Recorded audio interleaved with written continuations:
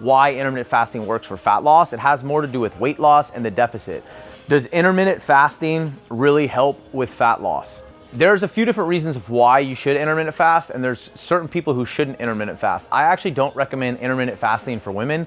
I think hormonally it just plays differently, and I think there's a lot more research coming out showing that women don't handle it as well as men. I also am not a huge intermittent faster in terms of long term. I do think like 1 to 2 days a week of intermittent fasting is actually beneficial. It shocks the system, and I've seen good things happen from that.